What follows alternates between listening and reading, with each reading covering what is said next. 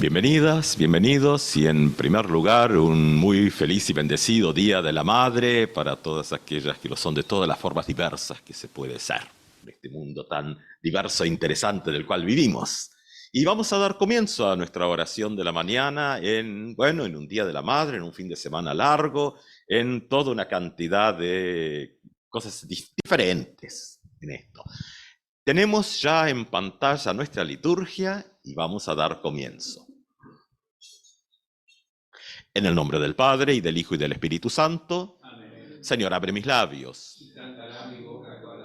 Señor, te confieso todos mis pecados, mis flaquezas y mis fallas, mis muchísimas fallas. Vive con confianza, Dios ha perdonado todos tus pecados, tus flaquezas y tus fallas. Señor, te confieso todos los pecados, mis flaquezas y mis fallas, mis muchísimas fallas. Vive con confianza, Dios ha perdonado todos tus pecados, tus flaquezas y tus fallas. Gloria sea al Padre, y al Hijo, y al Espíritu Santo, como era al principio, es ahora y será siempre, por los siglos de los siglos. Amén. Y escuchamos la lectura para este 20º domingo después de Pentecostés. La lectura está en San Mateo 22, del versículo 1 al 14, página 1447 de la versión de Pueblo de Dios. Y dice así: Jesús les habló otra vez en parábolas diciendo: el reino de los cielos se parece a un rey que celebraba las bodas de su hijo. Envió entonces a sus servidores para avisar a los invitados, pero estos se negaron a ir.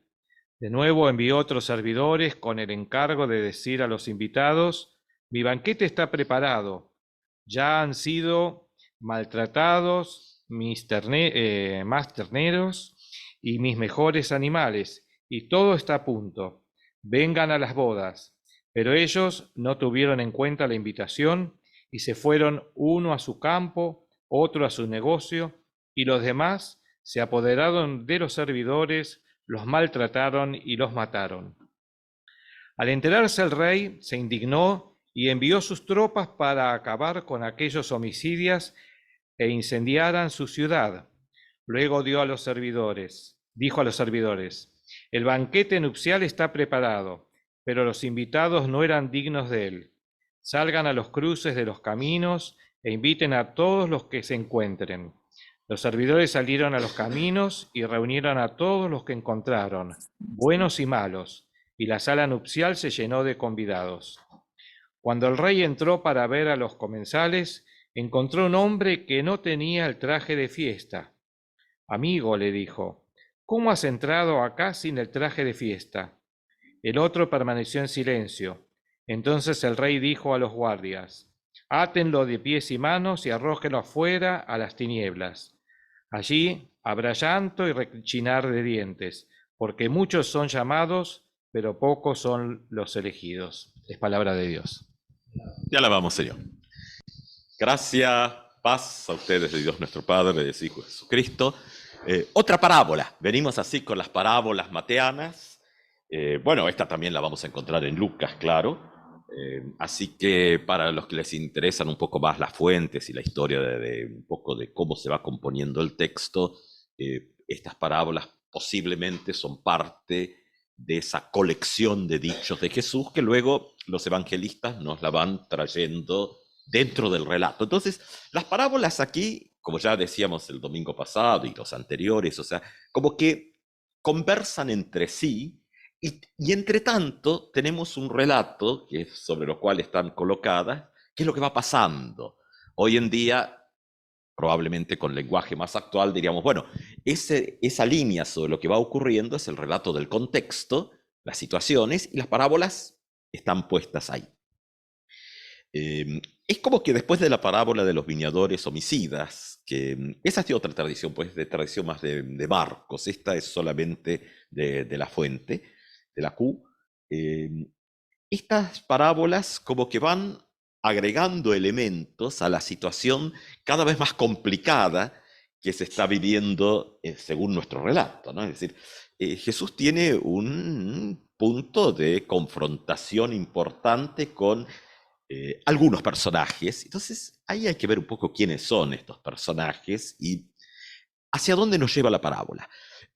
Tengamos en cuenta que todo esto es, y por eso hoy, y bueno, dado que también en Argentina el domingo que viene habrá votaciones, bueno, al menos uno considera que sí, porque, bueno, toda esta parte del relato de Mateo es totalmente político. O sea, y el domingo que viene, yo el domingo que viene tendrán el gran gusto de no tener que soportarme, pero bueno, venimos hablando de algunos temas que son los temas de la Reforma también, porque estos mismos temas estaban presentes en la Reforma y tal vez uno puede encontrar algunos elementos cercanos, por lo menos para reflexionar también hoy en día. Y bueno, veníamos desarrollando algunas ideas que los textos traen, como el concepto de justicia, y ahí estamos metidos ahora en el nudo del problema o concepto de autoridad. Entonces, claro, es un tema político, porque van a ver en el del domingo que viene que como no les fue bien a los interlocutores, van a llamar a los del otro partido. O sea, lo van a ver el domingo que viene en la lectura y dice, bueno, y también llamaron a los herodianos. Los fariseos eran un partido político, ¿no? No eran, como a veces se nos ha quedado la idea, necesariamente esta idea sacerdotal, sino que era un partido muy así, ortodoxo y todo. Pero se van a juntar a los del otro partido para venir a ver si pueden hacerle un poco de mella a lo que está pasando. Entonces, claro, esto nos lleva también a las temáticas de la Reforma, y bueno, octubre es mes de la Reforma, entonces es un buen momento para traerlas. La parábola en sí como que refuerza la anterior, es decir, la anterior tiene esto, bueno, que de alguna manera el concepto de la época es distinto al nuestro, porque tenemos mucha idea de que la propiedad hoy en día es nuestra, tenemos esa idea. No es así en los textos bíblicos de época, la propiedad siempre es de Dios. Entonces, bueno, se enfrenta también a que nuestro contexto hoy es diferente. Ahora, la época de la Reforma navega también en esas aguas complejas, en un mundo que cambia, y nosotras y nosotros también estamos en un momento de cambio también histórico. Después veremos hacia dónde va, pero estamos en esos momentos a nivel más global, ¿no? Entonces, la parábola lo que hace en el fondo, para no estar, porque es una parábola que uno podría hablar todo el día de la parábola, y eso es un riesgo. Eh, lo que trae es que de pronto lo que se pone en tela de juicio ya en la anterior es, y nosotros tenemos tal vez una idea distinta cuando traducimos, la idea de dignidad. Para nosotros la dignidad tiene que ver más con tal vez valores, ética y esas cosas, haya o no haya, ¿no? Pero, claro, 2000 años de cristianismo y especialmente los ámbitos protestantes han hecho mella. No sé si buena o mala, pero han hecho su mella con esta idea. Acá la idea de dignidad en estos textos tiene que ver más con dignatario, las posiciones que se ocupan en la escala religioso-social de la época. O sea, quienes tienen ciertas condiciones o porque pertenecen a algún grupo, ya sea a los grupos sacerdotales, ya sea a ciertos grupos de poder. Ya vamos a ver que el domingo que viene, bueno, verán con el colega Hernán que va a estar. O sea, bueno, como a estos no les fue, van a traer a los herodianos, que son otros, son los partidarios de Herodes, con los que no estaban de acuerdo. Pero bueno, cuando las cosas se complican, las alianzas también parece que se pueden tener con quienes uno no está muy de acuerdo, ¿no? Eso, acá en el texto, esto va a ir permeando en el próximo, que va a ser la discusión sobre si hay que pagar los impuestos. O sea, que hoy el texto nos trae estos temas de la Reforma y del texto que tienen que ver con cómo se construye la autoridad en el ámbito, la polis, y el domingo que viene la cuestión va a ser Estado y economía. le van a hacer cuestiones por ese lado, a ver si por algún lado lo engrampan. ¿Qué pasa entonces? La idea de quiénes participan de qué cosas y quién está dentro y quién está afuera, las dos parábolas, tanto la de los viñadores, que es la anterior, como esta, que es la del banquete, desarman el concepto de que la gente es digna por el lugar que ocupa en la sociedad y lo lleva hacia, bueno, y ahí hay que ver un poco cómo uno entra con las palabras, hacia lo que hacen o dejan de hacer, que es amplio, porque la parábola no solo se queda con el tema de que de pronto aquellos que socialmente hubiesen sido invitados, sino que se invita a los que no serían invitados, o sea, los cruces de los caminos y todo, es decir, aquellos que no son parte de la sociedad bien vista de la época. Que es muy coherente con esto de un Jesús que ya ha sido criticado por comer con aquellos y aquellas que estaban en los márgenes de la sociedad. Es decir, no es diferente de estos. Ahora, lo que sí es interesante que trae un elemento que da para mucho debate y que los comentaristas de todos los tiempos han tenido dificultad de resolver, que es el hombre del traje equivocado, ¿no? Porque lo otro, bueno, sí, Jesús da vuelta un poco la visión de la sociedad y todo decía, está bien, más después de 2000 años, de un mundo que es mucho más individualista y donde hay otros conceptos, o sea, no es tan complejo. Pero el que lo encuentran vestido de manera equivocada y le dicen, átenlo de pies y manos, arrojadle afuera y ahí será el lloro y crujir de dientes. Eso era cuando yo iba a la escuela bíblica. ¿Cómo? A las tinieblas, en la oscuridad, ¿no? Luz, tinieblas, esto, aunque no es juanino, pero esas ideas están presentes también. Claro, ahí uno puede empezar a hacer lecturas, un poco la línea que trata de resolver esto por lo histórico crítico, va a decir que bueno, que en la época, o sea, ¿qué pasa a veces con lo histórico crítico? Que es muy importante para algunas cosas, pero para otras, generalmente tiene que inventar algo para justificar lo injustificable, ¿no? Entonces, cuando llega algo, bueno, ahora inventa algo y dice, bueno, en la época los reyes mandaban los trajes a la gente para que se los ponga. Bueno, eso estructuralmente tiene problemas, porque si van a invitar a todos los que estaban en los caminos y todo, y llenar fiesta con buenos y malos, bueno, a menos que, no sé, que tenga toda la fábrica de cosas para todas las posibilidades por venir, bueno, podría ser. Pero la pregunta que queda acá y que no se resuelve en el texto, así que no es que uno puede decir, esta es la respuesta. En general, miradas de las prédicas y de la teología, de un poco más atrás en el tiempo, era todo tenía que tener una respuesta, aunque fuese una locura total, pero no importa, la cosa es tener una respuesta. Y a veces hay que poder decir, bueno, queda abierto, ¿qué significa el del traje equivocado? Entonces uno puede dejar también que la imaginación vuele, pero el texto no lo dice. Entonces lo que uno puede pensar es lo que si ha cambiado toda la dinámica de la fiesta, porque no son los señores que eran todos los grandes jerarcas de las distintas cosas, no están ahí los príncipes, los grupos sacerdotales, todo esto, no están la gente común. Entonces cambió toda la estructura y toda la dinámica. En general, la tendencia tradicional, piadosa, es que bueno, el rey mandaba los trajes, que eran los trajes de alto lujo. Ahora, si la fiesta se ha comprometido ahí de una manera diferente, y los que han participado de esto son los que están en las veras de los caminos y todo, es otra cosa. Tal vez uno podría decir que el problema es si este personaje llega con el traje para la otra fiesta, la que no está.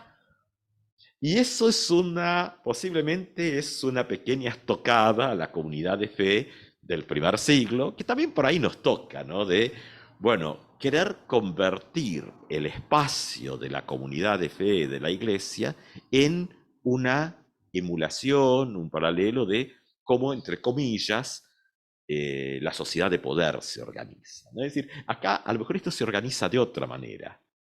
Entonces, porque uno ha escuchado muchas prédicas de decir que, bueno, que el problema es que el hombre está... Y si uno mira imágenes de las escuelitas bíblicas y eso, están todos muy bien vestidos, y el protestantismo tiene eso, hay que vestirse para ir a la iglesia el domingo, ¿no? Bueno, ya no tanto, menos mal, pero antes era... Sí, sí, sí, sí. O sea, bueno, yo tengo las imágenes, que son lindos recuerdos, ¿no? Pero domingo mi padre acomodarse, el nudo de la corbata, ese día era perfecto, ¿no? Porque bueno, lo que Dios manda. Ahora, hay que ver, o sea, no lo critico, pero digo, hay que ver si pasaba por ahí. Hay que ver si esas imágenes que recibimos, donde uno tenía las láminas de la escuelita bíblica, ¿no? Que estaban todos bien, todos correctamente vestidos para la época, y un señor vestido medio así andrajoso, y lo tiran afuera. Pero va en contra de la parábola. En realidad, es muy posible que una lectura estructural nos lleve a que eran todos más vestidos así, más o menos, como lo metieron adentro, y este se vino con el traje con todas las joyas, y desentona.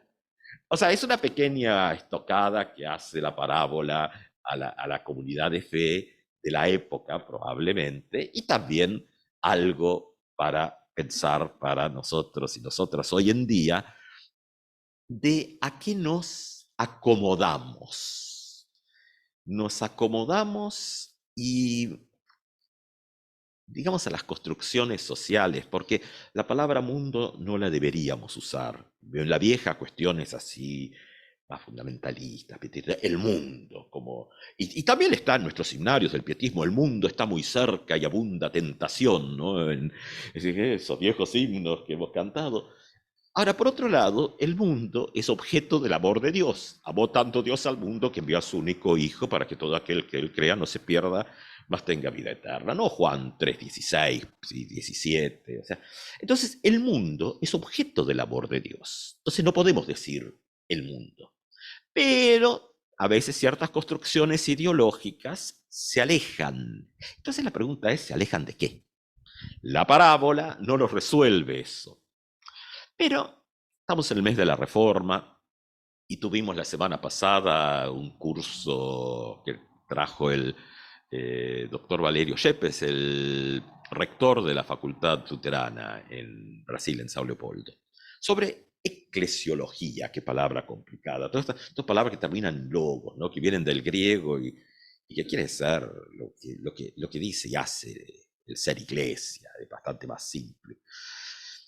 Pero ahí, claro, encontramos algo que le pasa mucho más al protestantismo por ahí que a la estructura teológica católica romana, que tiene otra estructura que, bueno, como toda estructura teológica, todas tienen sus complicaciones y sus cosas interesantes.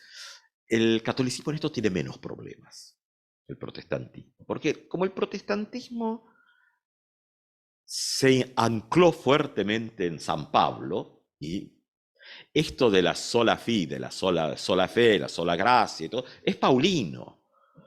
Y es una mirada que, bueno, también soy parte del protestantismo y del luteranismo, así que estoy de acuerdo con eso, pero es muy acotada.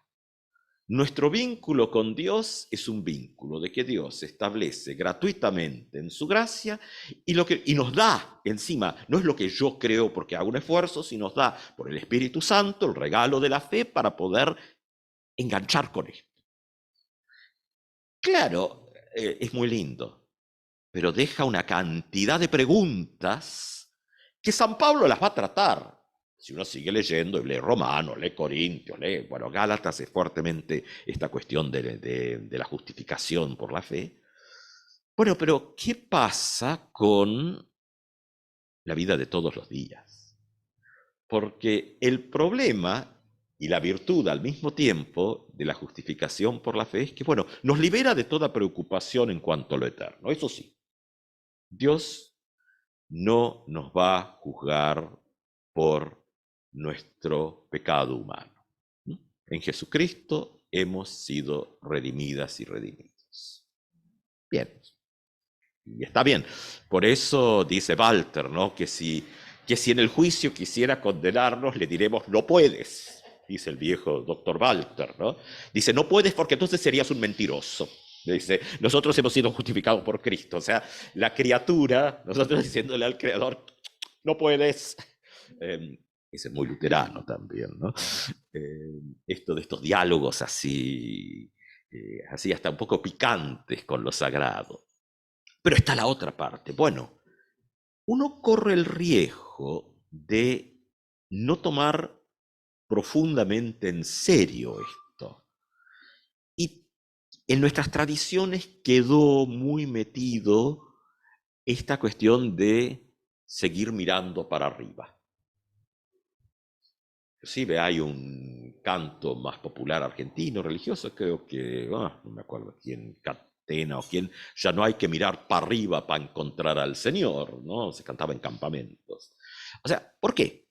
Porque como está resuelta la relación para con Dios, ahora es acá, particularmente fuerte en Lutero, particularmente fuerte. ¿Por qué? Porque es una mirada teológica muy poco, y a ver, en los modelos generales es muy poco espiritual. Es muy concreta, muy objetiva. El cuerpo de Cristo, sí, claro, está en el cielo, pero no lo vemos. Y esta era la discusión sobre la Santa Cena. Porque con miradas muy racionales le decían a Lutero en la época, no, y en la época no había un problema de que Cristo corporalmente estuviese en el cielo. A nosotros nos cuesta más porque, bueno, los viajes entre los planetas hacen que la idea de cielo también se modifique.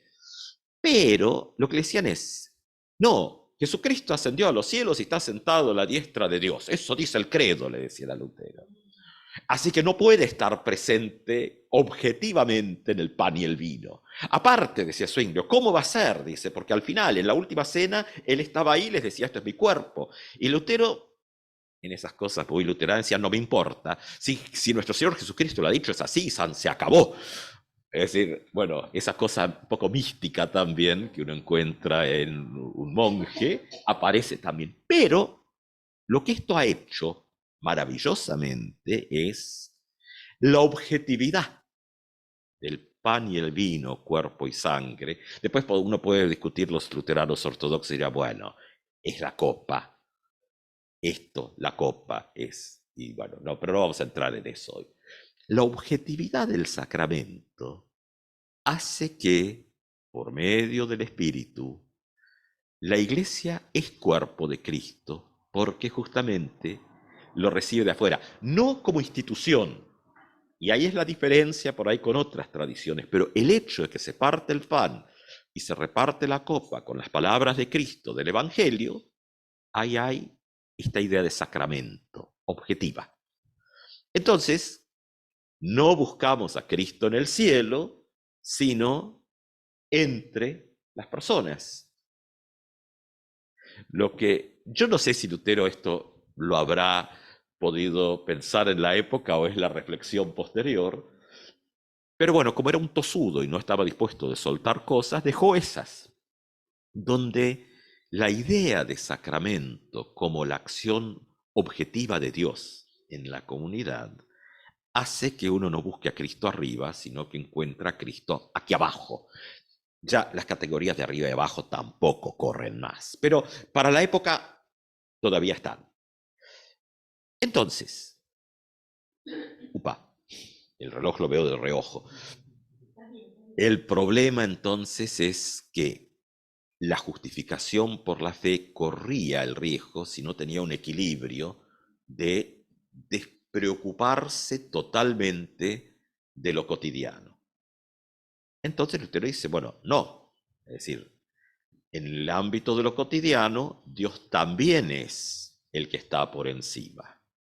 Y entonces tiene esta idea que saca, en realidad es todo material paulino lo que trae, de las cartas paulinas más que otra cosa, y bueno, de Juan también, y los evangelios está, pero esta idea que Dios ordena de alguna manera, porque la creación es un acto de ordenamiento, dice, bueno, y el espíritu está actuando constantemente. Entonces, lo que hoy en día por ahí nos cuesta, en la época se sacaba del ámbito de lo religioso una cantidad de cosas y pasaban al ámbito de la vida de todos los días. Porque, bueno, claro, en un modelo que se venía trayendo en el medioevo, la iglesia se ocupaba de todo. Y los reyes y emperadores, bueno, ahí con algunas tensiones de quién le ponía la corona o no, pero bueno, pero ahí estaban los obispos también, ¿no? Y Lutero va a decir, bueno, siguiendo esta mirada paulina, no, Dios ha puesto ámbitos, y esto es lo interesante, para que la vida cotidiana funcione. Ha puesto a la iglesia, dice, y la iglesia está para enseñar y para transmitir el perdón. O sea, ya le sacó a la iglesia esto de juzgar a los demás. Pero claro, eso se tiene que mover a otro lado entonces. Lutero va a decir, también ha creado la economía.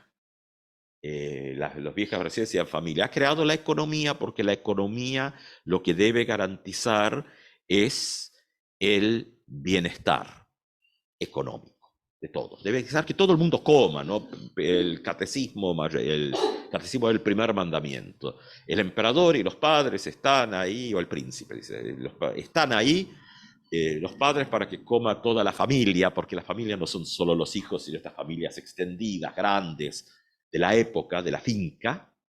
Dice, son administradores para que la gente coma.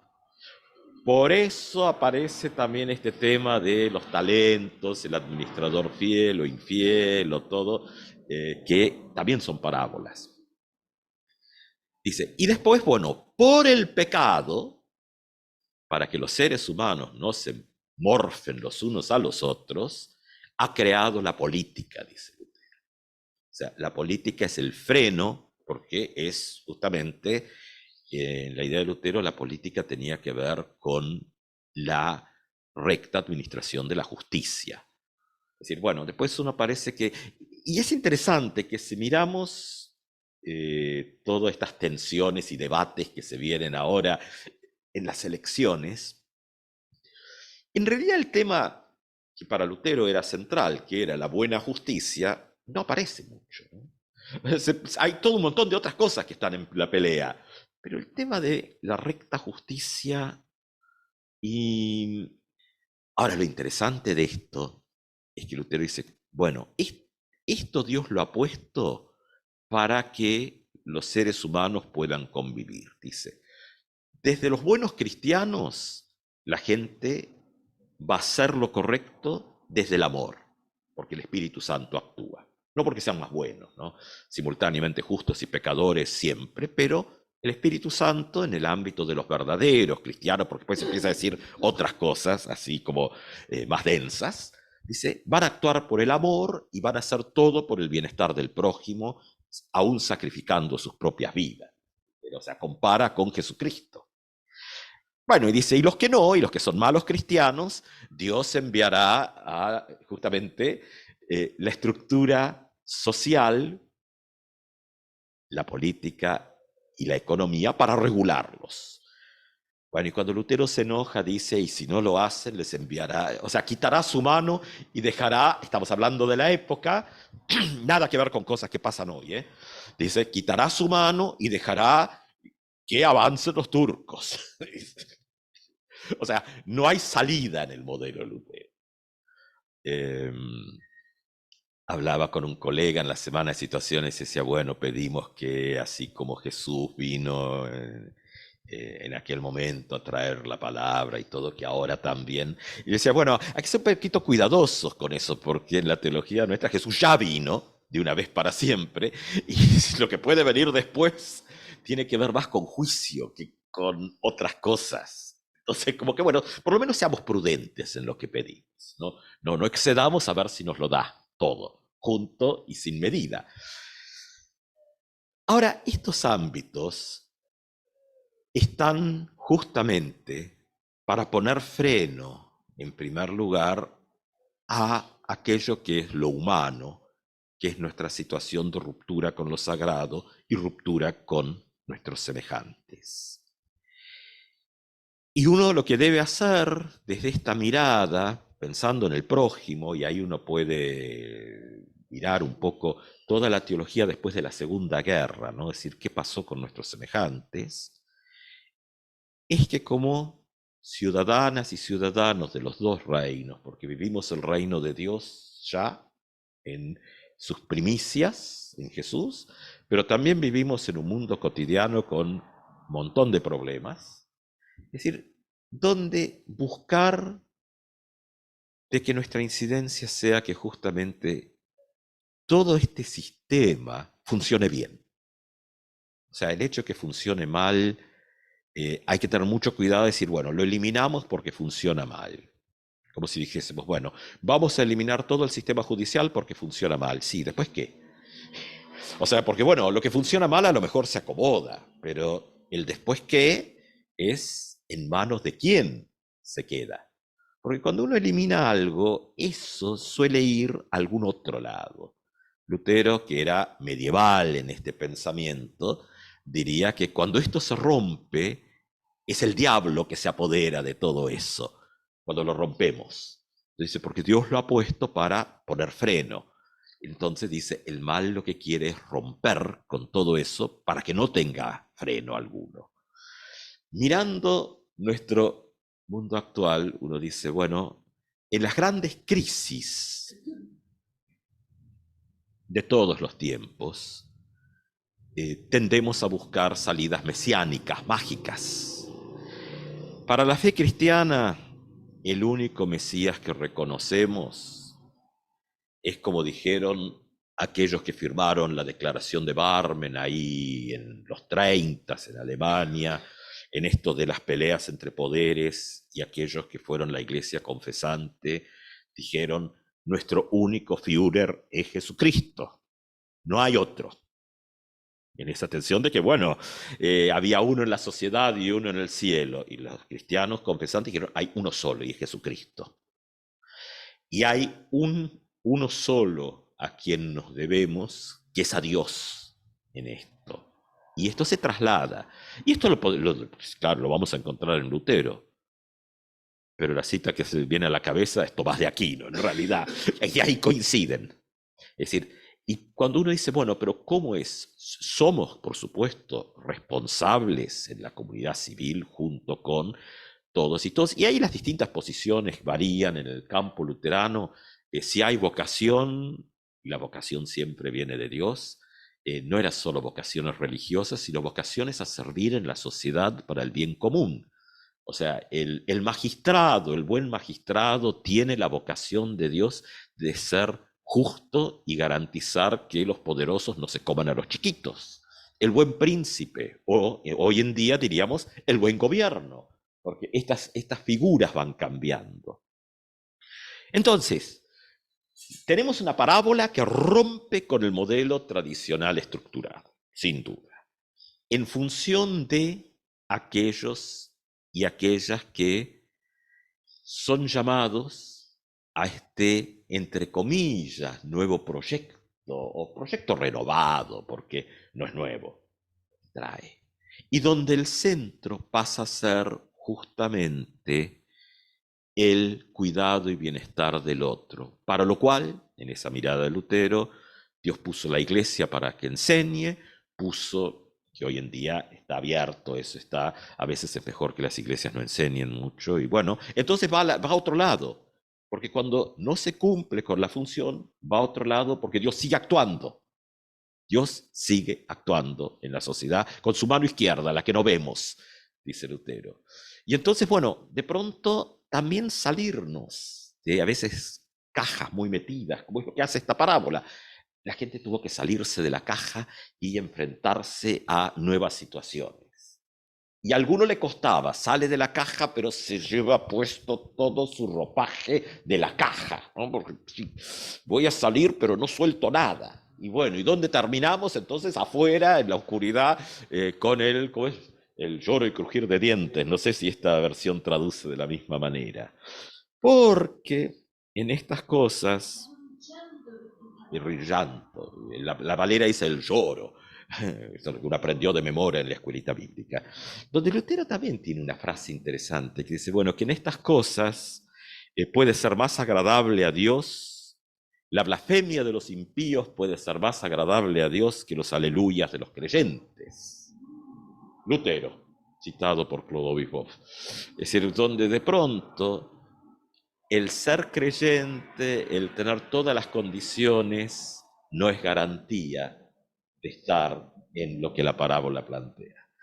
Y el llamado también a poder decir, bueno, justamente el llamado de Jesús es salirnos un poco de esos modelos y ver, bueno, dónde está el bienestar de la comunidad grande, donde de pronto objetivamente somos corresponsables porque objetivamente somos parte de ese cuerpo de Cristo aquí en el mundo, en él todos los días.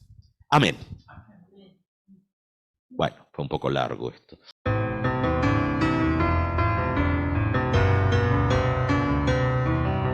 Miren qué bueno es. Miren qué bueno es. Miren qué bueno es cuando los hermanos están juntos. Es como aceite bueno derramado sobre Aarón. Miren qué bueno es. Miren qué bueno es. Miren qué bueno es cuando las hermanas están juntas. Se parece al rocío sobre los montes de Sión. Miren qué bueno es. Miren qué bueno es. Miren qué bueno es cuando los reunimos todos juntos, porque el Señor ahí manda vida eterna y bendición. Miren qué bueno es. Miren qué bueno